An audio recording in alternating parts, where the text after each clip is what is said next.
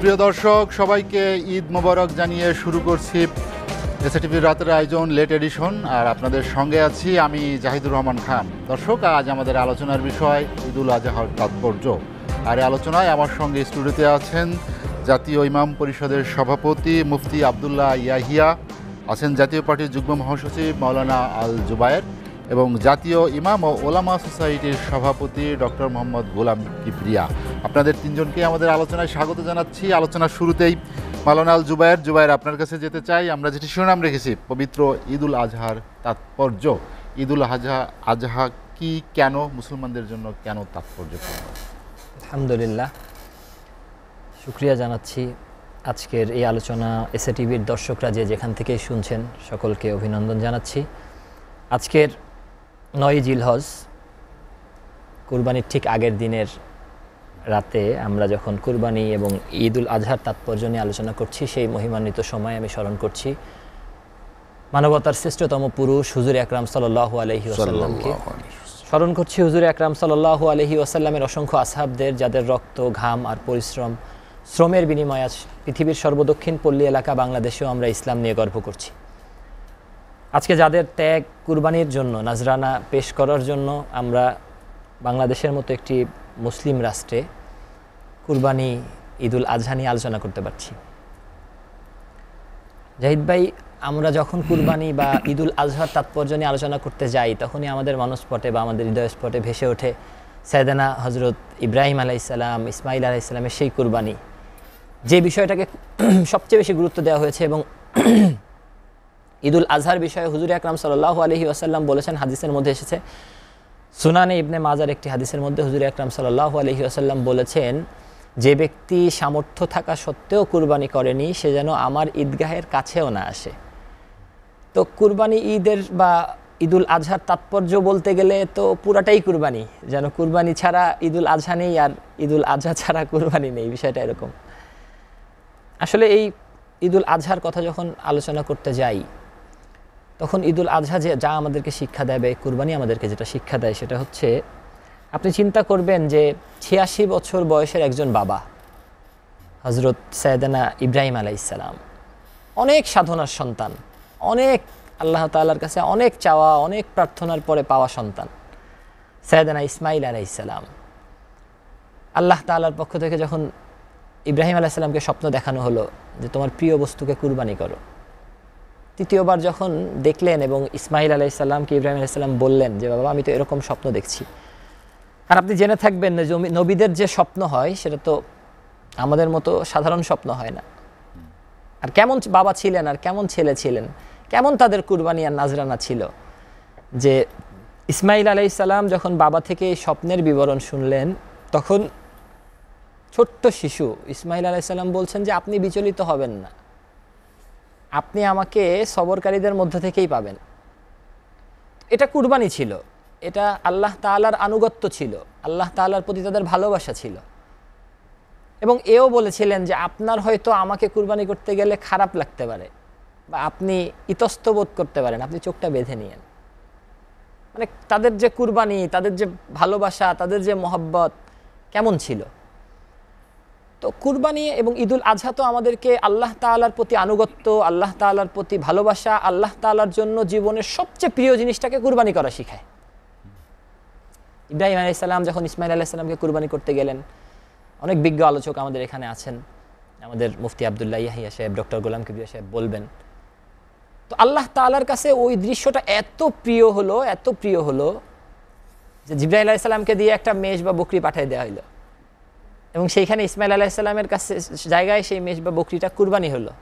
আল্লাহ তাআলা কিয়ামত পর্যন্ত এই কুরবানি আমাদের জন্য ওয়াজিব করলেন। তো কুরবানি তো আসলে সেই দিন ইসমাইল আলাইহিস সালাম হয়নি, ইসমাইল আলাইহিস সালামের জায়গায় ইব্রাহিম আলাইহিস সালামের সবচেয়ে প্রিয় বস্তুটাকে কুরবানি করা শেখানো হচ্ছিল। রূপক অর্থে আমাদের প্রত্যেকটা মানুষের কাছে কিছু না কিছু প্রিয় জিনিস থাকে। কারোর কাছে টাকা পয়সা, ধন দৌলত বা ব্যাংক ব্যালেন্সটা গুরুত্বপূর্ণ হয়, প্রিয় জিনিস হয়। কারোর কাছে শখের গাড়িটা প্রিয় জিনিস হয়, কারোর কাছে এরকম বাড়িটা প্রিয় জিনিস হয়। তো কুরবানি তো আমাদেরকে এটা শিক্ষা দেয় যে আমাদের সবচেয়ে প্রিয় জিনিসটা শুধুমাত্র আল্লাহ তাআলার সন্তুষ্টির জন্য, শুধুমাত্র আল্লাহ তাআলার আনুগত্য, প্রদর্শনের জন্য, আল্লাহর রাস্তায় আল্লাহর জন্য কুরবানি করা। আল্লাহ তাআলা বলেছেন যে তোমাদের এই কুরবানি করা থেকে বা তোমাদের এই কুরবানির যে পশু, এই পশুর রক্ত, মাংস, হাড্ডি কিছুই আমার কাছে পৌঁছায় না। আমার কাছে তো শুধু ওইটাই পৌঁছায় যেটা তাকওয়াটা, তোমরা কোন নিয়াতে করছো, কি জন্য করছো, তোমাদের সেই তাকওয়াটা আমার কাছে পৌঁছায়। এখানে আমার একটা কথা মনে পড়ে, যা বলতে হয় যে আল্লাহ তাআলা বিশ্বনবী হুজুর আকরাম সাল্লাল্লাহু আলাইহি ওয়াসাল্লামকে কোরআনে পাকের মধ্যে শিখিয়েছেন যে হে নবী আপনি বলুন, কুল ইন্না সলাতি ওয়া নুসুকি ওয়া মাহইয়ায়া ওয়া মামাতি লিল্লাহি রাব্বিল আলামিন, যে আপনার নামাজ, আপনার কুরবানি, আপনার মৃত্যু, আপনার হায়াত সবকিছু আল্লাহর জন্য। ঈদুল আজহার মাধ্যমে আমরা যে কুরবানিটা করে থাকি, এটা মূলত আমাদেরকে যেটা শিখাচ্ছে সেটা হলো যে আমাদের সবচেয়ে প্রিয় বস্তু আল্লাহর জন্য, আল্লাহর সন্তুষ্টির জন্য উৎসর্গ করা, কুরবানি করা। এখন আমাদেরকে বিচার করা প্রয়োজন যে আসলে আমরা এই যে কুরবানি বা এই কুরবানিটা আমাদের লৌকিকতার দিকে যাচ্ছে না, কুরবানিটা প্রকৃতপক্ষে আল্লাহ তাআলার জন্য হচ্ছে, এটা আমাদের বিচার করা দরকার। এবং এই কুরবানিকে কেন্দ্র করেই ঈদুল আজহা, কুরবানি আমি যেভাবে করতে পারবো, কুরবানি আমার যেভাবে আদায় করা হবে, আমার দিল আল্লাহ তাআলার দিকে কতটুকু মোতাওয়াজ্জহ হচ্ছে এই কুরবানি করার সময়, এটাই প্রমাণ করবে যে ঈদুল আজহা আমাকে কতটুকু কামিয়াব। মাওলানা জুবায়ের, আমি আপনার কাছে আবার আসবো। মুফতি আব্দুল্লাহ ইয়াহিয়া, আমরা যেটি নিয়ে আলোচনা করছিলাম পবিত্র ঈদুল আজহার তাৎপর্য, মাওলানা জুবায়ের বলছিলেন কুরবানির কথা। কুরবানি কি শুধুই লৌকিকতা, নাকি আমাদের হাদিস এবং কোরআনে আসলে এর তাৎপর্য বা কি নির্দেশনা আছে? ধন্যবাদ জাহিদ ভাই আপনাকে। আসলে ঈদুল আজহা কুরবানির যে বিষয়টা, এই কুরবানিটা শুধু আমাদের সময় চালু এমন নয় বিষয়টা। এটা হযরত আদম আলাইহিস সালাম থেকে নিয়ে তার 2 সন্তানের কুরবানির মধ্য দিয়ে এটার সূচনা। ইয কাররাবা কুরবানান ফাতুকুব্বিলা মিন আহাদিহিমা ওয়া লাম ইউতাকাব্বাল মিনাল আখার, যে 2 ভাই হাবিল এবং কাবিল তারা কুরবানি করেছিল। তো হাবিলের কুরবানি কবুল হয়েছে, কাবিলেরটা হয় নাই।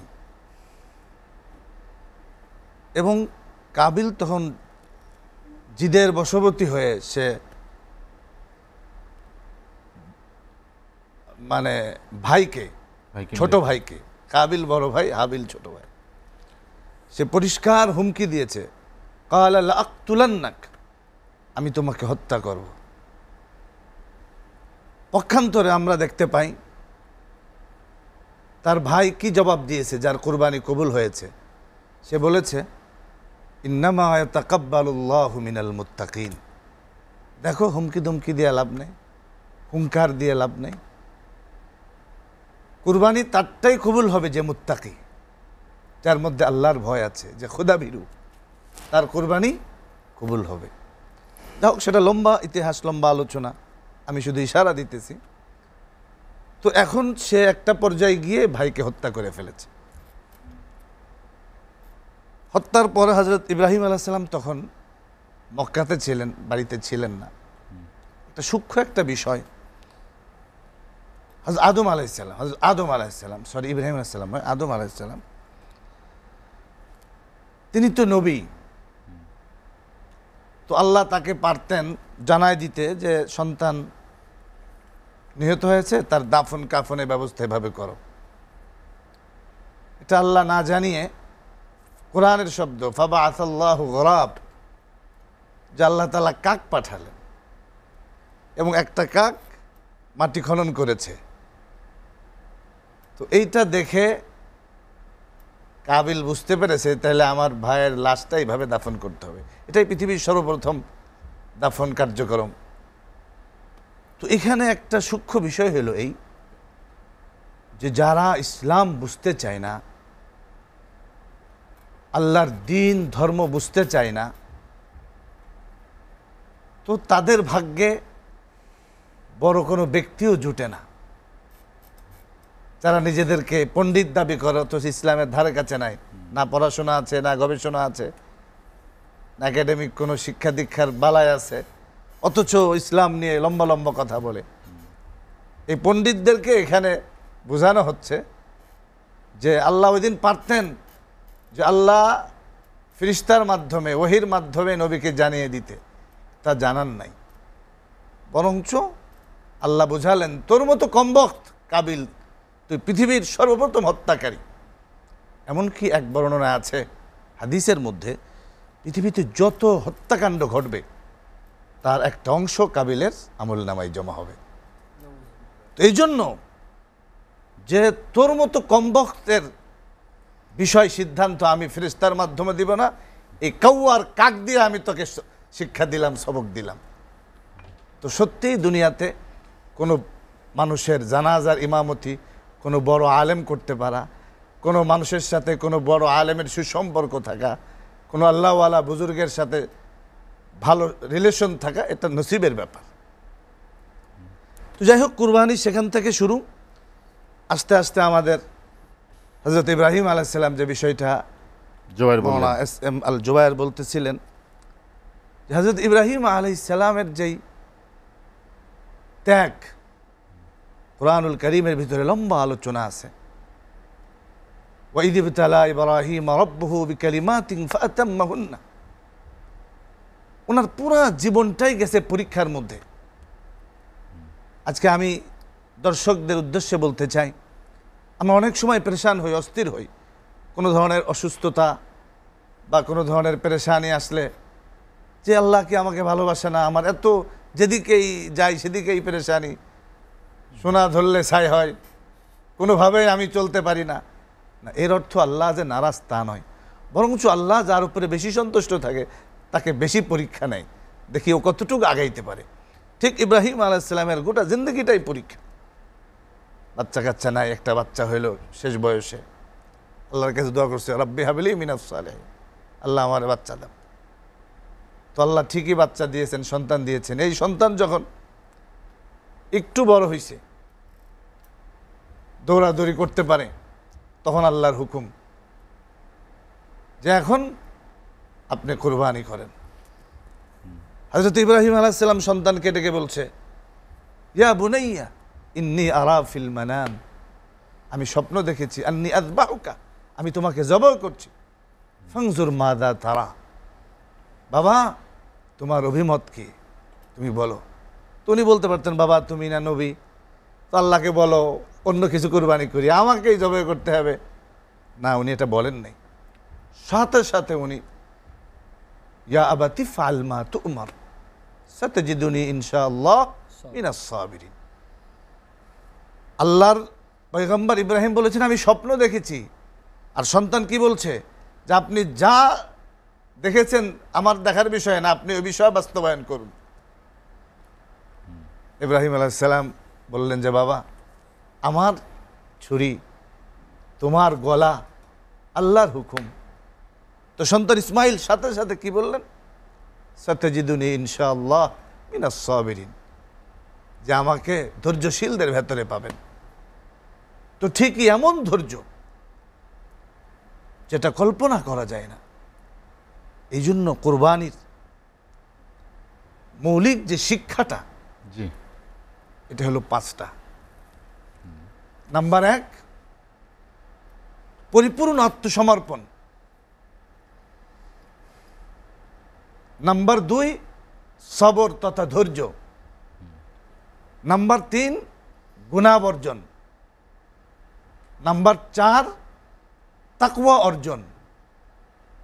নাম্বার 5, মেহমানদারি করা, আপ্যায়ন করা।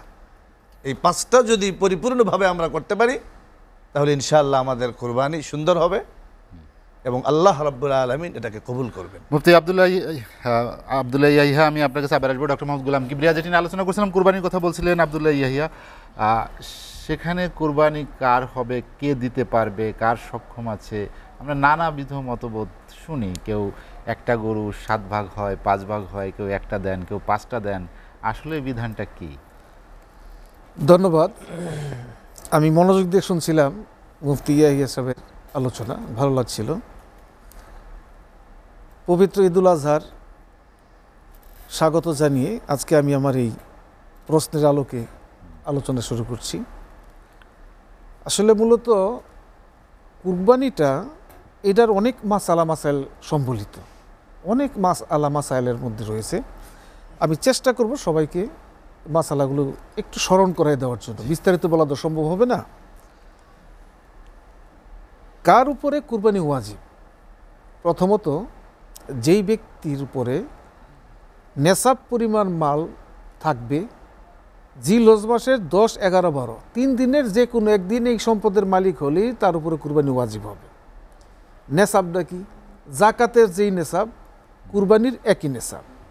52.5 তোলা রূপা বা স্বর্ণ রূপা মিলিয়ে যদি সম্পরিমাণ সম্পদের মালিক হয় তার উপরে কুরবানি ওয়াজিব হবে।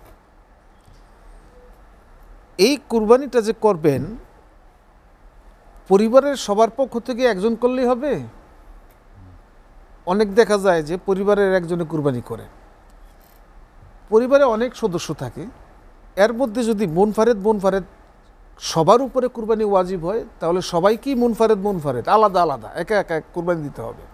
যেমন আমার বাবা বেঁচে আছে, আমরা 5-7 ভাই বেঁচে আছি, 7 ভাইয়েরই আমাদের আলাদা আলাদা ইনকাম আছে।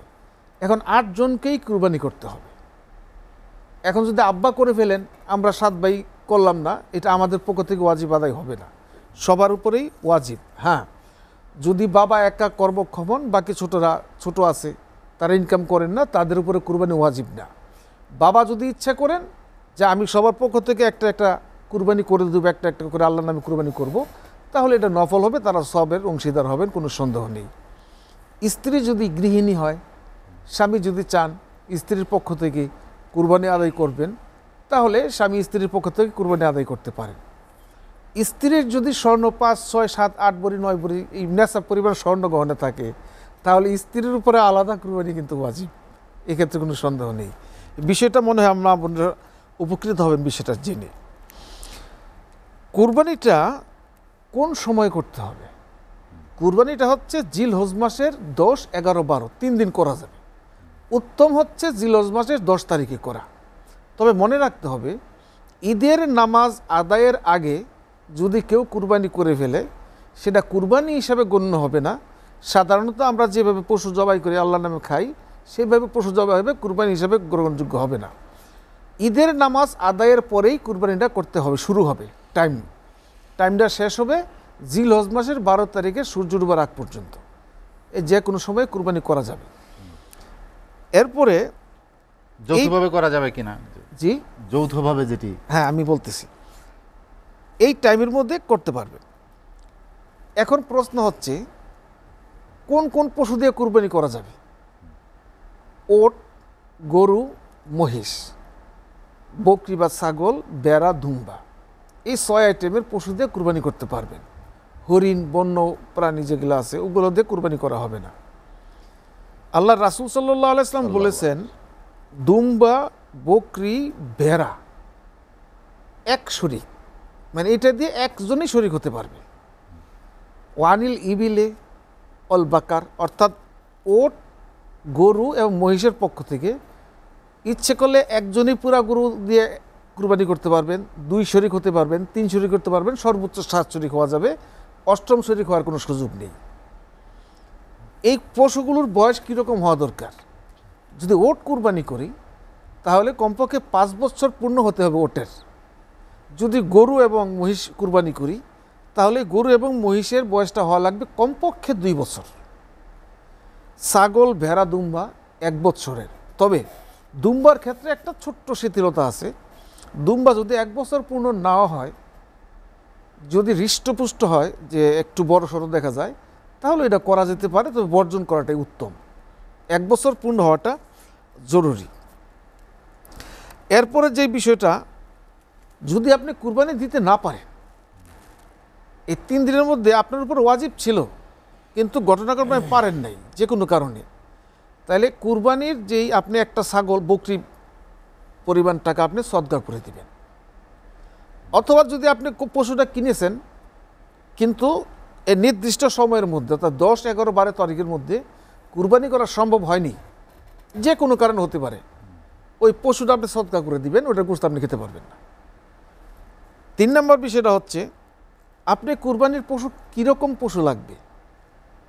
কুরবানির পশুটা হওয়া লাগবে মোটামুটি নিখুঁত।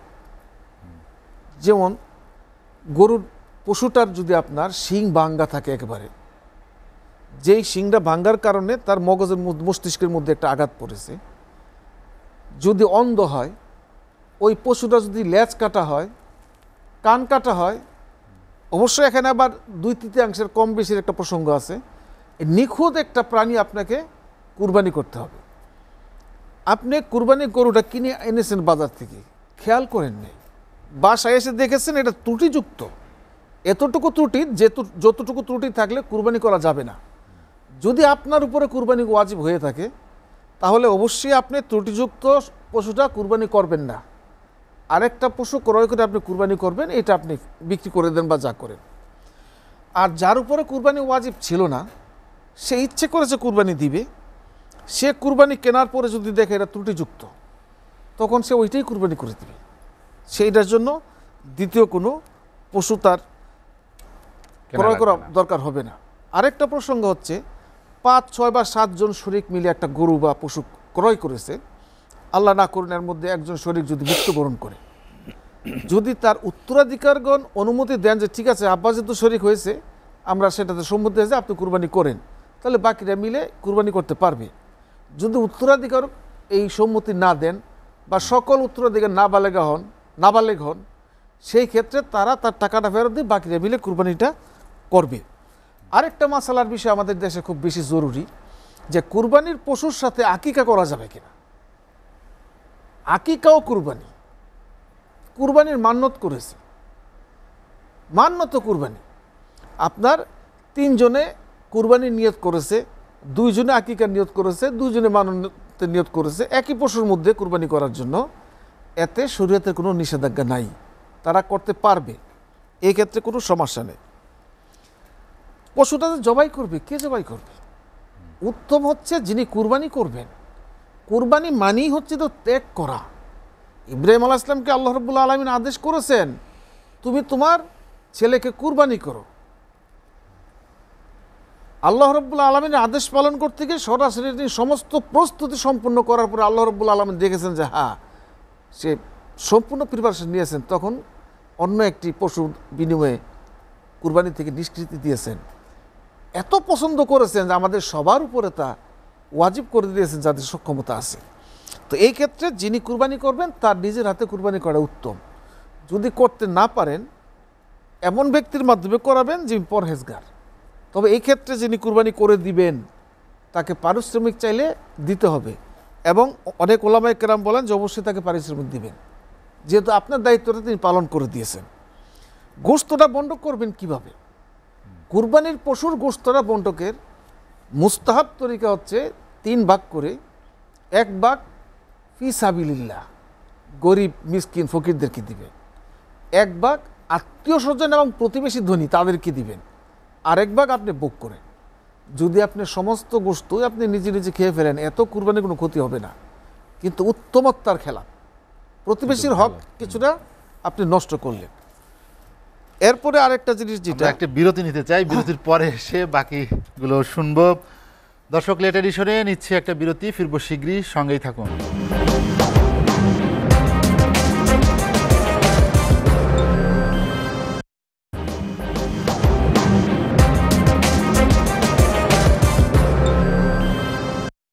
দেখছেন এসএটিভি রাতের আয়োজন লেট এডিশন। বিরতির পর আমরা আবার ফিরছি আলোচনায়। মাওলানা আল জুবায়ের, আমরা যেটি নিয়ে আলোচনা করছিলাম পবিত্র ঈদুল আজহার তাৎপর্য, আপনি বলছিলেন হজরত ইসমাইল আলাইহিস সালামের কথা, এবং তারপর থেকে যে ক্রমবর্ধমান, আমরা যদি আরেকটু আগে যাই, যেটি হজের কথা আপনি উল্লেখ করেছেন, হজটা আসলে কি, কার উপর ফরজ করা হয়েছে এবং কিনি হজ করবেন? আমরা অনেকে শুনি নামে হজ করেন, সেগুলো আসলে কতটা ইসলাম সম্মত?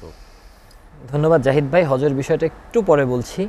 যে আলোচনা আমাদের ডক্টর কিবরিয়া সাহেব করছিলেন ওই আলোচনা থেকে করতে চাই, ধারাবাহিকতা থাকবে, তাহলে মনে থাকবে আর কি। সেই ধারাবাহিকতায় বলতে চাই যে সুনানে তিরমিজির একটি হাদিস, হযরত আয়েশা, আম্মাজান আয়েশা রাদিয়াল্লাহু তাআলা আনহা থেকে বর্ণিত, যে 10ই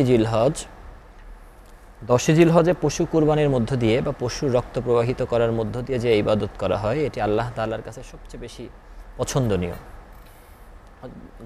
ডক্টর গোলাম কিবরিয়া সাহেব বলছিলেন 7 জন মিলে একটি গরু, উট, মহিষ এটার মধ্যে শরীক থেকে কুরবানি করা যেতে পারে, বা শরীয়ত এটা কোনো বাধাবাধকতা সৃষ্টি করেনি। আপনার সামর্থ্য থাকলে আপনি একাও করতে পারেন, 7 জনকে নিয়েও করতে পারেন। এই হাদিসটা হযরত জাফর রাদিয়াল্লাহু তাআলা আনহু থেকে বর্ণিত যে আমরা হুজুর সাল্লাল্লাহু আলাইহি ওয়াসাল্লামের সাথে হজে গিয়েছিলাম, প্রশ্ন করলাম যে আমরা হজে এসেছি, আমরা কুরবানি কিভাবে করব? হুজুর আকরাম সাল্লাল্লাহু আলাইহি ওয়াসাল্লাম বললেন তোমরা 7 জন মিলে একটি উট দিয়ে কুরবানি করতে পারো। তো এভাবে 7 জন মিলে কুরবানি করাটা যেরকম আমরা বলছি, বাকি অনেক তাকওয়াবান মানুষ আমি দেখেছি বা আমার দেখা যায়, অনেক তাকওয়াবান মানুষ না শরীকের কুরবানি দেওয়া থেকে এখন যদি সামর্থ্য থাকে 15,000, 10,000, 15,000 টাকার মধ্যে একটা ছাগল কুরবানি দেওয়াকে স্বাচ্ছন্দ্য বোধ করে। কারণটা কুরবানির যারা শরীক 7 জন মিলে দিচ্ছেন, এই ক্ষেত্রে একটা জিনিস খুব বেশি লক্ষণীয়, যেটা আমরা ইদানিং দেখছি যে কুরবানির আসলে বিভিন্ন অ্যাগ্রোর নামে না অ্যাড চলতে থাকে। আজকে আমরা সাদেক অ্যাগ্রো, বিভিন্ন অ্যাগ্রো, আমি নাম বলতে চাচ্ছি না, 1.5 কোটি টাকার গরু, 2 কোটি টাকার গরু, উচ্চবংশীয় গরু। তো আসলে উচ্চবংশীয় গরু বা এই 1.5 কোটি টাকার গরুর নাম তো আসলে কুরবানি না। যারা এই লৌকিকতাগুলো করছেন, তো আমাদের সাথে যদি আমাদের এরকম হয় যে আমরা 7 জন মিলে গরু কুরবানি করছি বা আমরা 7 জন মিলে কুরবানিতে শরিক হয়েছি এবং সেই 7 জনের নিয়তের মধ্যে যদি কোনো সমস্যা থাকে, তাহলে কিন্তু এই কুরবানির মধ্যে সমস্যা হবে। তো আপনি যখন 7 জন মিলে কুরবানি করার চেষ্টা করছেন বা আপনারা 7 জন মিলে শরিক একটা কুরবানি কেনার জন্য বাজারে যাচ্ছেন, তখন সর্বপ্রথম আপনাদেরকে যে জিনিসটা করতে হবে, 7 জনের নিয়তকে পরিশুদ্ধ করতে হবে যে কোন নিয়তে কুরবানি করছেন। এখন 7 জনের মধ্যে 6 জন ঠিক আছেন আর একজন চিন্তা করতেছে কুরবানি না দিলে তো কেমন দেখা যাবে, কুরবানি না দিলে সমাজ কি বলবে, কুরবানি না দিলে আমার নিচের তলার ভাবিরা বলবে যে আপনারা কুরবানি করেননি ভাবি, এই জন্য কুরবানি। এরকম যদি কোনো লোক আপনার 7 জনের মধ্যে এসে যায়, তাহলে আপনার কুরবানির মধ্যে কিন্তু সমস্যা হবে, প্রশ্নবিদ্ধ হবে আপনার কুরবানিটা। দ্বিতীয় যে বিষয়টা 7 জনের ক্ষেত্রে বিশেষভাবে খেয়াল রাখা দরকার, এই বিষয়গুলো নোট করার, যেগুলো আসলেই প্রয়োজন জেনে থাকার দরকার। আমরা দেখা যায় যে আমাদের এলাকার মধ্যে আমরা দেখে থাকি কুরবানির ভাই কুরবানি করবেন কি একসাথে না ভাগে, আচ্ছা ঠিক আছে তাহলে আসেন আমরা 7 জন মিলে করে ফেলি, জানতেছিও না যা কার সাথে কুরবানি করতেছি। সেই ক্ষেত্রে এই জিনিসগুলো নোট করে রাখা দরকার। 2 নম্বর হলো যে আমি যার সাথে কুরবানি করছি 7 জনের, বাকি 7 জনের কুরবানির টাকাটা হালাল ইনকামের কিনা। যদি এমন হয় যে আমাদের এখন তো হালালের সমস্যা নাই, আমি তো দেখছি যে এত হালাল বলতেছে যে আমার ওই বাণিজ্যটা তো রাজধানীর উত্তরাতে আর কি, ফুডের মধ্যে কিছু দোকান টোকান থাকে আর কি, ওইখান থেকেও হালাল পন্থায় কিছু টাকা পয়সা উঠায়। ওইখানে আমাদের নেতা যারা আছেন ওনাদের প্রশ্ন করলে ওনারা বলে ভাই আমরা যে নিরাপত্তা দিচ্ছি, পুলিশ টুলিশ আসলে উঠাই দেয় না, তো এই জন্য তো এটা হালাল হইব। এইরকম হালাল টাকা যদি আপনার ওই 7 জনের মধ্যে একজনের থেকে থাকে, তাহলে তো আপনার কুরবানি পুরাই হালাল হয়ে যাবে।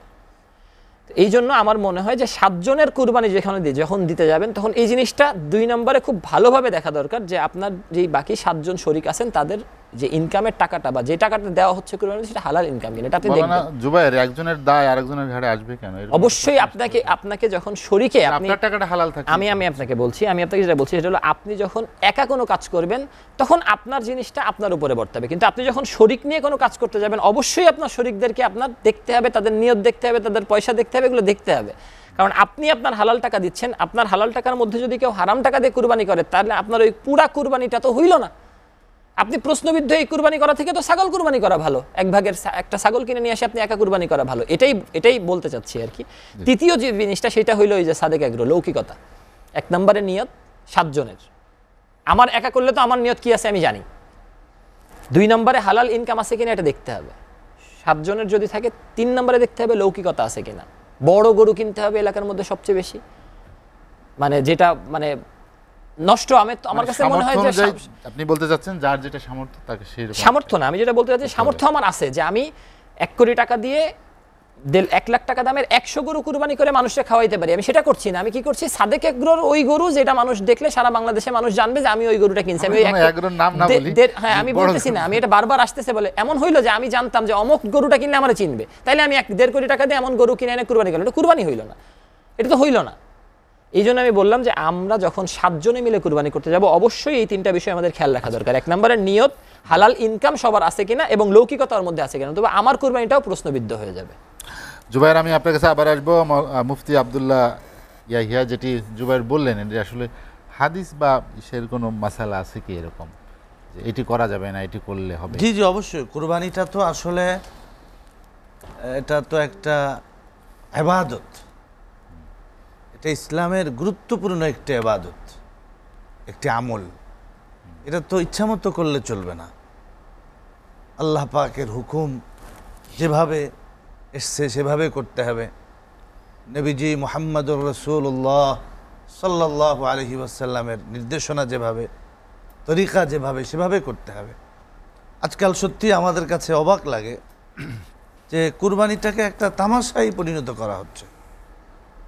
বড় বড় গরু কিনে তার নাম দেওয়া হচ্ছে, যে এই গরুটার নাম সাকিব খান, এই গরুটার নাম হিরো আলম, গতবার দেখলাম, এবার আরো দেখলাম আশ্চর্য তাহেরি। আল্লাহ মাফ করুন। এটা তো আসলে কত বড় দুঃখজনক ঘটনা। একটা পশু কেনা হচ্ছে কোরবানি দেওয়ার জন্য আল্লাহর নামে, তো সেখানে তাহেরির নাম আসবে কেন, হিরো আলমের নাম আসবে কেন, অমুকের নাম তমুকের নাম কেন আসবে? এই সংস্কৃতি থেকে আমাদের বেরিয়ে আসতে হবে। আমার কোরবানিটা হবে একমাত্র আল্লাহ পাকের জন্য। লা ইয়ানালাল্লাহু লুহুমুহা ওয়ালা দিমাউহা ওয়ালাকিন ইয়ানালুহু তাকওয়া মিনকুম। আল্লাহর কাছে গোশত পৌঁছে না, রক্ত পৌঁছে না, পৌঁছে হলো তার নিয়তটা। এজন্য কেউ যদি 10 লক্ষ টাকা দিয়ে একটা গরু ক্রয় করে এবং সেটা নিজের আত্মীয়স্বজন সবাই মিলে এটাকে আপনার যতটুকুন দেওয়ার ততটুকুন না দিয়ে অল্প দিল, কিন্তু নিয়ত ঠিক। আর একজন 10 লক্ষ টাকা দিয়ে ক্রয় করে পুরোটাই বিলাই দিল, নিয়ত ঠিক নাই, মুশকিল আছে। কারণ কুরবানির সম্পর্ক নিয়তের সাথে। আল্লাহ রাব্বুল আলামিন একথা বলবেন না যে কার গরু কত বড় ছিল, কয়টা ছিল, কার কুরবানি কত সুন্দর হয়েছে, আল্লাহর জন্য হয়েছে কিনা। কুরবানি আসলে পরে একটা বাজেট হয় কুরবানির জন্য, ঠিক পাশাপাশি আর একটা বাজেট হয় ফ্রিজের জন্য। ফ্রিজ কেনার প্রবণতা বাড়ে। হ্যাঁ, ফ্রিজ কেনার প্রবণতা বাড়ে। তাহলে যদি এটা আল্লাহর জন্যই হবে, তাহলে কেন ফ্রিজ কেনার প্রবণতা বাড়বে? তাহলে এখান থেকেই আইওয়াস হচ্ছে যে আমি কুরবানি না দিলে আমার বাচ্চারা, তাদের মন ছোট হয়ে যাবে, পাশের বাড়ির লোকজন তারা খারাপ বলবে, আমার কলিগরা খারাপ বলবে, আমার কর্মীরা খারাপ বলবে, আমার স্টাফরা খারাপ বলবে, আমি বড় হুজুর যদি বড় কুরবানি না দিই আমার ছোট হুজুররা খারাপ বলবে। তো এইটার জন্য না, আমার যতটুকু অ্যাবিলিটি আছে আমি আল্লাহকে রাজি করার জন্য আমি দিব। এবং এই চেষ্টা করা যে এই গোশতটা বর্তমান দ্রব্যমূল্যের যে ঊর্ধ্বগতি, একজন মানুষ রীতিমতো ডাল ভাত খেতে হিমশিম খাচ্ছে, সেই সময় সাধারণ ফ্যামিলির মানুষেরা গোশত খাওয়া তাদের জন্য অনেক দুরূহ ব্যাপার। তো ঈদ উল আজহার দিনেও যদি এক টুকরা গোশত এক গরিবের মুখে যায় আর এটার দ্বারা যদি কেউ আনন্দিত হয়, তাহলে বুঝতে হবে আসলেই সে আল্লাহর জন্যই কুরবানি করতেছে। আব্দুল্লাহ ইয়াহিয়া, আমি আপনার কাছে আবার আসবো। ডক্টর মোহাম্মদ গোলাম কিবরিয়া, যেটি আব্দুল্লাহ ইয়াহিয়া একটু গুরুত্বপূর্ণ বিষয়টি সামনে এনেছেন, সেটি হচ্ছে এই সময়ে যারা নিম্নবিত্ত, যাদের খুব চাপের মধ্যে আছেন, যারা অর্থনৈতিকভাবে যারা কোরবানি করতে পারছেন না, পাশাপাশি একটি ফ্রিজে এনে মাংস মজুদ বা গোস্ত মজুদ না করে সেটি গরিবদের দেওয়া বা যারা দিতে পারছে না তাদের কাছে পৌঁছে দেওয়া, এই আলোকে আসলে কি মাসালা আছে? আসলে বাস্তবতা হচ্ছে কুরবানির শব্দটাই কোরবান থেকে, যেটা আল্লাহ রাব্বুল আলামিনের নৈকট্য লাভের জন্য হবে। হযরত ইব্রাহিম আলাইহিস সালাম তো তার ছেলেকেই কুরবানি করে দিয়েছেন, আল্লাহর জন্য উৎসর্গ করেছেন, শুধুমাত্র কেবলমাত্র আল্লাহ রাব্বুল আলামিনের রেজামন্দি হাসিলের জন্য। মনে রাখতে হবে ইবাদত কবুল হওয়ার জন্য 2টা শর্ত, আল ইখলাস ও মুতাবাআতুর রাসূল। একটা হচ্ছে ইখলাস বা একনিষ্ঠতা, আরেকটা হচ্ছে রাসূল সাল্লাল্লাহু আলাইহি ওয়াসাল্লামের আনুগত্য লাগবে। কুরবানির যেই আমরা কুরবানি করতেছি, যারা কুরবানি করি, একা করি, 2 শরীকে করি, ওরা মোটামুটি সচ্ছল। যারা 2টা-3টা গরু করি সচ্ছল, তারা সারা বৎসর কুরবানি মানে গরুর গোশত কিনে কিনে খাওয়ার সক্ষমতা আছে। এমনও ব্যক্তি বাংলাদেশে বহু আছে যারা ওই যে কুরবানির ঈদে একবার গরুর গোশত খেয়েছে, আরেকবার কুরবানির ঈদ আসলে গরুর গোশত খাওয়ার জন্য অপেক্ষা করতেছে। এখন আমি যদি কুরবানি করে আমার সমস্ত গোশত কুরবানি আমি ফ্রিজ আপ করে রাখি, আর এই অভাবী লোকগুলোর মধ্যে আমরা বন্টন করে না দিই, আমার বোধ হয় যে জিনিসটা একেবারেই একটা নাদানের মতো কাজ হবে। কেন? আল্লাহ রাব্বুল আলামিন তো তোমাদের গোশত নেয় না, রক্ত নেয় না, হাড় নেয় না, মাংস নেয় না, এতটুকু চায় যে তুমি এই কুরবানির বিনিময়ে তোমার আল্লাহকে সন্তুষ্ট করতে পারবে না, তোমার ভালোবাসা আল্লাহর প্রতি কতটুকু আছে।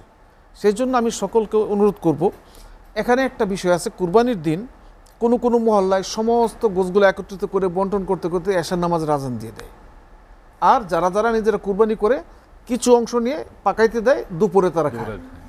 আপনি যে কুরবানি করে আপনি দুপুরে কুরবানির গোশত দিয়ে খেলেন আনন্দ করেই, আর এই গরিব আপনার দেওয়া গোশতগুলো নেওয়ার জন্য এশার নামাজ পর্যন্ত, আসরের নামাজ পর্যন্ত অপেক্ষা করতে হবে। সে রানবে কখন, খাবে কখন, তার মন থেকে একটা অভিশাপ আসবে। সেজন্য আমার একটা আহ্বান হচ্ছে, আপনি আপনার প্রতিবেশী থেকে কমপক্ষে 4-5 জনকে, মানে প্রতিবেশী 4-5 জনকে এনে আপনার দুপুরের খাবারে অংশগ্রহণ করান।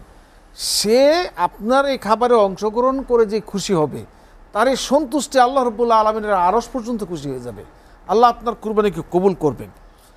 কুরবানি তো আমরা করি, একটা সুন্নত হচ্ছে আল্লাহ রাসূল সাল্লাল্লাহু আলাইহি ওয়াসাল্লামের পক্ষ থেকে কুরবানি করা। যে আলী রাদিয়াল্লাহু তাআলা আনহু প্রতি বছর যতদিন জীবিত ছিলেন একটা কুরবানি দুম্বা আল্লাহ রাসূলের পক্ষ থেকে করতেন। এটা বড় সৌভাগ্যের বিষয়, বড় খুশনসিবের বিষয়। আমি তো কুরবানি করবই ইনশাআল্লাহ, সন্তানদের পক্ষ থেকে করব। যদি সম্ভব হয় একটা কুরবানি যেন আল্লাহ রাসূল সাল্লাল্লাহু আলাইহি ওয়াসাল্লামের পক্ষ থেকে করা হয়। কুরবানির ঈদে এখানে 5 দিন আছে আইয়ামে তাশরিক। এই 5 দিনে জিলহজ মাসের 9 তারিখের ফজর থেকে নিয়ে 13 তারিখ আসরের নামাজ পর্যন্ত প্রত্যেক ফরজ নামাজের পরে তাকবীর বলা, আল্লাহু আকবার, লা ইলাহা ইল্লাল্লাহু আল্লাহু আকবার ওয়ালিল্লাহিল হামদ, কমপক্ষে একবার করে বলা ওয়াজিব। এই 5 দিন যদি সে ভুলে যায়, যখন মনে হবে তখনই পড়বে। মুসল্লিরা পুরুষগণ একটু একটু জোরে বলবেন, মহিলারা ঘরে আস্তে আস্তে পড়বেন। জামাতে নামাজ পড়লে ইমাম সাহেব ভুলে গেলে মুসল্লিরা পড়বেন, তারটা শুনে সবাই পড়বে। এই জিনিসটা একটু খেয়াল রাখতে হবে। আইয়ামে তাশরিকের দিনগুলো খুব মর্যাদাবান। যেহেতু সামনে আগামীকাল ঈদুল আজহা, সবাইকে লক্ষ্য রাখতে হবে আমরা যেন আজকে থেকে শুরু হয়েছে, যারা যারা আমরা তাকবীর করেছি, কালকে দিনটা বেশি বেশি করে আল্লাহু আকবার, লা ইলাহা ইল্লাল্লাহু আল্লাহু আকবার ওয়ালিল্লাহিল হামদ, এই তাকবীর পড়তে পড়তে আমরা ঈদে যাব, ঈদের নামাজ পড়ব। আবার যখন আসব পথের মধ্যে তাকবীর পড়তে পড়তে আসব, এই তাকবীরে আমরা কুরবানিটা করব। তাকবীরটা আসছে কোথায় থেকে? হযরত ইব্রাহিম আলাইহিস সালাম যখন তার সন্তান ইসমাঈল আলাইহিস সালামকে কুরবানি করার জন্য চূড়ান্ত প্রস্তুতি নিয়ে ছুরি চালিয়ে দিয়েছে। ফালাম্মা আসলামা ওয়াতাল্লাহু লিল জাবিন, একেবারে উপর করে শুয়ে দিয়েছেন। ওয়ানাদাইনাহু ইয়া ইব্রাহিম, তার এই পরিবেশটা দেখার জন্য সমস্ত ফেরেশতারা সেদিকে তাকিয়ে আছে, ঘটনাটা কি করতেছে। বাবা নিজে তার সন্তানকে কুরবানি জবাই করতেছেন। যেই মাত্র আল্লাহ রাব্বুল আলামিন বললেন তোমার কুরবানি আমি কবুল করে নিয়েছি, তখন সমস্ত ফেরেশতারা খুশি হয়ে এই তাকবীরটা বলে উঠলেন, আল্লাহু আকবার, লা ইলাহা ইল্লাল্লাহু আল্লাহু আকবার ওয়ালিল্লাহিল হামদ। এই জন্য তাকবীরটা যদি আমরা ওই দিন খুব বেশি বেশি করে পড়ি। ডক্টর মোহাম্মদ গোলাম কিবরিয়া, আমরা একটা বিরতি নিতে চাই, বিরতির পরে আবার আসবো। দর্শক, লেট এডিশনে নিচ্ছি আর একটা বিরতি, ফিরবো শীঘ্রই, সঙ্গেই থাকুন।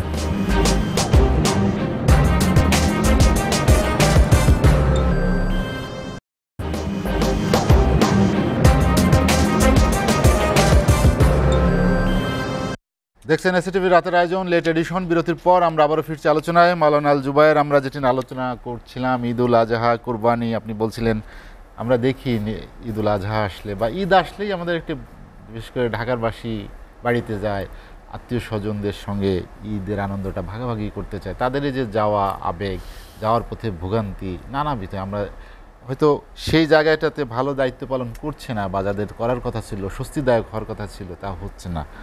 আরেকটি বিষয় হলো রাজনৈতিকভাবেও নানা প্রশ্ন আসে, কুরবানি হয়, সেগুলো আসলে কীভাবে দেখেন? ধন্যবাদ জাহিদ ভাই, সময় তো অল্প, দুইটা বিষয়ে কথা বলতে চাই একটু একটু করে। রমজানে আপনার সামনে বসলেই আপনি বলেন পলিটিক্যাল ইফতার পার্টি, আর কুরবানিতে বসলে বলেন পলিটিক্যাল কুরবানি। আসলে আমরা রাষ্ট্রটা বা রাষ্ট্রীয়ভাবে যারা রাষ্ট্রের দায়িত্ব পালন করছেন, তারা মানে ধর্মীয় বিষয়গুলোকেও এমন করেছেন যে ধর্মীয় প্রত্যেকটা ইবাদতকেও পলিটিক্যাল করে ফেলেছেন। ঈদের নামাজ দেখেন, ঈদের জামাতের মধ্যে ঈদের জামাতটা যেখানে হচ্ছে সেখানেও পলিটিক্যাল নেতারা যেখানে যাচ্ছেন, আওয়ামী লীগ আলারা বিএনপির দূরে থাকতেছেন, বিএনপি আলারা যেখানে যাচ্ছেন জাতীয় পার্টিরা দূরে থাকতেছেন, এরকম একটা কালচার সৃষ্টি হয়েছে। তবে এখন ইদানিং আমরা দেখছি যে আমাদের রমজানে যে ইফতার পার্টিগুলো হয়, পলিটিক্যাল ইফতার পার্টিগুলোর মধ্যে থেকে আমাদের মানুষ মানে রাষ্ট্রীয়ভাবে যারা আছেন তারা কাছাকাছি আসার একটা কালচার সৃষ্টি হয়েছে ইদানিং। আর কুরবানি ঈদে এসে পলিটিক্যাল কুরবানি করা হয়। আমি দেখেছি যে আমাদের এলাকাগুলোতে যখন যাওয়া হয়, জনসাধারণের সাথে চলাফেরা, মানুষের সাথে চলাফেরা করা হয়, তখন বলে না অমুক নেতা ইউনিয়নের জন্য এই কুরবানির বাজেট দিছে, অমুক নেতা এটা দিল, তো তুমি এটা দিবা না। তো মানে কুরবানিটাকেও পলিটিক্যাল করে ফেলা হয়েছে। আবার বলা, অনেকে বলে যে না কুরবানি তো করতে হবে, এতগুলো নেতা কর্মী অন্তত 2টা গরু না কিনলে এরা কিভাবে চলবো। মানে কুরবানি করার আগেই, কুরবানির জন্য পশু ক্রয়ের আগেই নিয়ত এরকমই যে এইটা তো করতেই হবে। এবং কোনো কোনো এলাকায় তো আমি এটা দেখি যে বিএনপি আর আওয়ামী লীগ জাতীয় পার্টির মধ্যে কুরবানি কে কোনটা করলো, কোনটা বড় হইলো, কে কতজনরে খাওয়ালো, এগুলা নিয়েও মারামারি লাগে।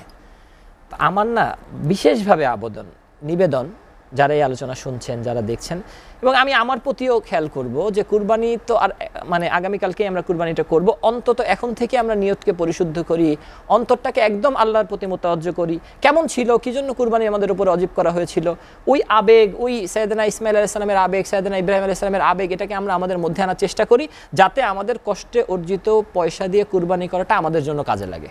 এটা আমার তো এই কুরবানি করার বিষয়ে কথা। আর ঈদে আমরা যারা বাড়িতে যেতে চাই, এ বিষয়ে কথা বলতে গেলে তো আরও সময়ের প্রয়োজন ছিল। বাড়িতে দেখেন, ঢাকাতে আমরা যারা থাকি বা ঢাকাতে যারা আছেন, তাদের মধ্যে 90% মানুষ বা 80% মানুষই ঢাকার বাইরের বা গ্রামের বাড়িতে, বা আমাদের বাংলাদেশ বাদে অন্য কোনো জায়গায় হইলে হয়তো গ্রামে যাওয়ার, গ্রামের বাড়ি থাকতো না, নিজের গ্রামের না। মেইন ব্যাপারটা হলো গ্রামের বাড়িতে আপনাকে করতে হবে এরকমটা না, কিন্তু আত্মীয় স্বজন গ্রামে থাকার কারণে অনেকে বিশেষত কুরবানি ঈদটা করতে চায় যে আমার নিকট আত্মীয়র কাছে যে করি, কুরবানিটা তাদেরকে নিয়ে করি, তারা যারা গ্রামের মধ্যে আছে, গরিব মানুষ। এটা তো অবশ্যই চাইবে মানুষ বা করতে চায়, এটা দোষণীয় নয়। কিন্তু এই যাতায়াত ব্যবস্থা যাওয়ার ক্ষেত্রে যাদের দায়িত্ব হইল এই যাতায়াত ব্যবস্থাকে নিরাপদ করা, তারা ব্যর্থতার পরিচয় দিয়েছে বারবার।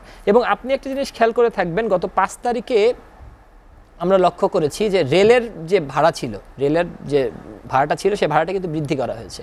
তা আমার মনে হয় যে এই মানুষগুলোর মধ্যে, এই দ্রব্যমূল্যের ঊর্ধ্বগতির মধ্যে কুরবানি করার জন্য বাড়িতে যাবে, ঠিক তার আগ মুহূর্তে রেলের এই যে দাম বৃদ্ধি করা, এটাও মানুষের উপরে, মরার উপর একটা খারাপ গা হয়েছে। আপনাকে অসংখ্য ধন্যবাদ। হাতে সময় নেই, আমরা আলোচনা শেষ করতে চাই। মুফতি আব্দুল্লাহ ইয়াহিয়া, আমরা যেটা নিয়ে আলোচনা করেছিলাম যে কুরবানির দিকে বেশি ফোকাস করেছি, কিন্তু আরেকটা বিষয় হচ্ছে ওদিন আমাদের যে ফরজ ইবাদত থাকে, নামাজ বা ঈদের নামাজ, সেটা কখন পড়া উচিত, বা ওদিন আসলে কি ধরনের ইবাদত, যেটি ডক্টর কিউলাম কিবরিয়া উল্লেখ করেছেন যে মুমিন মুক্তদিনদের কোন দিকে নজর দেওয়া উচিত বেশি। জি, কুরবানির সময় যতগুলি আমল আছে তার ভেতরে সবচেয়ে গুরুত্বপূর্ণ আমল হলো কুরবানি করা। এরপরে যেই বিষয়টা সেটা হলো নামাজ। একটা হলো দৈনন্দিনের ফরজ নামাজ, আর একটা হলো ঈদুল আজহার যেই নামাজ, সেই নামাজ। অত্যন্ত দুঃখের সাথে বলছি আমি, এবং লজ্জার বিষয় এটা যে আমরা মুসলমান, যেটা বৎসরে একবার, ঈদুল ফিতরে একবার, ঈদুল আজহা একবার, এই 2 বার আমাদের নামাজ পড়তে হয়। তো এমনও মানুষ আমরা আছি যে ঘুম থেকে উঠে দেখে যে আর কোথাও জামাত নাই। এই জন্য আগের থেকেই অ্যালার্ট থাকা যে অন্তত জামাতটা যেন আমার তরক না হয়, কারণ এটা তো একা একা পড়ার বিষয় না। নাম্বার 2 হইল ঈদুল আজহার দিনে যে একটা অসুবিধা হয়, সেটা হলো এই কুরবানির পশু জবাই করার পরে এক শ্রেণী হলো যারা এটা জবাই করে এরপরে এগুলা বন্টন করে বিলায়, আর এক শ্রেণী হলো ঘরের মহিলারা, মা বোনেরা, শেষ করতে চাই, ওনারা রান্না বান্নার সব কিছু মিলে। আমার কথা হলো এমন না হয় যে কুরবানির গোশত রানতে গিয়ে, বন্টন করতে গিয়ে, মানুষকে দিতে গিয়ে জোহরের নামাজটা কাজা না হয়, আসরের নামাজটা নষ্ট না হয়। মুফতি আব্দুল্লাহ ইয়াহিয়া, আপনাকে অসংখ্য ধন্যবাদ। ডক্টর গোলাম কিবরিয়া, আমরা শেষ করতে চাই আলোচনা, একটু হজের আলোচনায় যেতে চাই। যে হজটা, ধন্যবাদ আপনাকে। খুবই প্রাসঙ্গিক একটা বিষয়। এই যে আজকে হজ, পবিত্র হজ হয়েছে আরাফাতের ময়দান। আল্লাহ রাব্বুল আলামিন বলেন, ওলিল্লাহি আলান নাসি হিজ্জুল বাইতি মান ইসতাতা ইলাইহি সাবিলা। যে ব্যক্তি আল্লাহর ঘরে যেতে সক্ষম, তার উপরে আল্লাহ রাব্বুল আলামিন হজের আদেশ করেছেন। আতিমুল হাজ্জা ওয়াল উমরাতা লিল্লাহ, তোমরা হজ উমরা করো শুধুমাত্র আল্লাহকে খুশি করার জন্য। এখানে বলা হয়েছে মান ইসতাতা ইলাইহি সাবিলা, অর্থাৎ কার উপরে হজ ফরজ, যার উপরে ইস্তেতাআত আছে। ইস্তেতাআতটা কি, কার উপরে হজটা ফরজ? ইয়াজিবু আলা কুল্লি হুররিন মুসলিমিন মুকাল্লাফিন সহিহিন বাসিরিন লাহু জাদুন ওয়া রাহিলাতুন ফাদলান আম্মা লা বুদ্দান মিনহু ওয়ান নাফাকাতে ইয়ালি মা আমনি তরিক আল মুহরিমুল মারআতি ইল কানা বাইনাহা ও বাইনা মাক্কাতা মসজিরাত সাফারিন, অর্থাৎ স্বাধীন হইতে হবে, মুসলিম হইতে হবে, আর্থিকভাবে সক্ষম হইতে হবে, রাস্তা নিরাপদ হইতে হবে, পরিবার পরিজনের ভরণ পোষণ দিয়ে হজ করে আসা পর্যন্ত দিয়ে যেতে হবে, তার রাস্তা খরচ লাগবে। যদি কোনো মহিলা হজ করতে চায় তার সাথে অবশ্যই মাহরাম লাগবে, যদি মুসাফির হওয়ার পর্যন্ত সময় ডিস্টেন্স হয়, অর্থাৎ 3 দিনের রাস্তার দূরে 48 মাইল দূর থেকে কোনো মহিলা আসলে একা আসতে পারবে না, এর ভিতরে যারা আছে তাদের কোনো অসুবিধা নেই। এই গুণাবলীগুলো যাদের মধ্যে আছে তাদের উপরে হজ ফরজ। হজ করলে কি হলো, আল্লাহ রাসূল সাল্লাল্লাহু আলাইহি ওয়াসাল্লাম বললেন, মান হাজ্জাল বাইতা ওয়ালাম ইয়ারফুস ওয়ালাম ইয়াফসুক রাজাআ কা ইয়াউমিন ওয়ালাদাতহু উম্মুহু। যে ব্যক্তি হজ করেছে, কোনো প্রকার ফাসিকি কাজ করে নাই, গুনার কাজ করে নাই, অশ্লীল কাজ করে নাই, সে এমনভাবে নিষ্পাপ হয়েছে যেন আজই তার মা তাকে প্রসব করেছেন, অর্থাৎ তার অতীত জীবনের সমস্ত গুনাহগুলো আল্লাহ রাব্বুল আলামিন মাফ করে দেন। আলোচনা শেষ করতে চাই শুধু একটা প্রশ্ন দিয়ে, যারা সক্ষম না তারা এই হজের এই যে সওয়াব বা এই ইয়াটা কিভাবে পেতে পারে বা তাদের জন্য কি করা? আল্লাহ রাসূল বলেছেন বুনিয়াল ইসলাম আলা খামসিন, ইসলামের ভিত্তি 5টি, 2টার জন্য স্পেশাল অধ্যাদেশ জারি করা হয়েছে। একটা হচ্ছে হজ আর একটা হচ্ছে যাকাত। যদি তার এই পরিমাণ মাল থাকে তার উপরে যাকাত ওয়াজিব, না থাকলে ফরজ না। যদি তার মধ্যে যে ব্যক্তি হজ পালন করতে সক্ষম তার জন্য ফরজ, কিন্তু যে ব্যক্তি সক্ষম না তার জন্য ফরজ না। সক্ষম হইলেও কিন্তু হজ করে নাই, তার জন্য শাস্তির ব্যবস্থা কিন্তু রাখা হয়েছে। কিন্তু যে ব্যক্তি সক্ষম না, সে ব্যক্তি যদি হজের একটা আকাঙ্ক্ষা থাকে মনের মধ্যে, আল্লাহ যদি তুমি আমাকে সম্পদ দিতা, কোনোভাবে যদি তোমার ঘরে আমাকে নিতে, আমি হজটা করতে পারতাম, মনে একটা তৃপ্তি পাইতাম। আল্লাহ রাব্বুল আলামিন বান্দার অন্তরটা চান। যদি মনের মধ্যে আকাঙ্ক্ষাটুকু রাখেন, হয়তো আল্লাহ রাব্বুল আলামিন তার জন্য সওয়াব লিখতে কতক্ষণ সময় লাগবে। ডক্টর মোহাম্মদ গোলাম কিবরিয়া, আপনাকে অসংখ্য ধন্যবাদ। হাতের সময় নিয়ে আমরা আলোচনা শেষ করতে চাই। মুফতি আব্দুল্লাহ ইয়াহিয়া এবং মাওলানা আল জুবায়ের, আপনাদেরকে অসংখ্য ধন্যবাদ। দর্শক সবাইকে পবিত্র ঈদুল আজহার শুভেচ্ছা জানিয়ে শেষ করছি লেট এডিশন। দর্শক জানিয়ে রেখে লেট এডিশন পুনঃপ্রচার হয় সকাল 8টায়। আজ এ পর্যন্তই। ভালো থাকুন, সুস্থ থাকুন, এসএ টিভির সঙ্গেই থাকুন।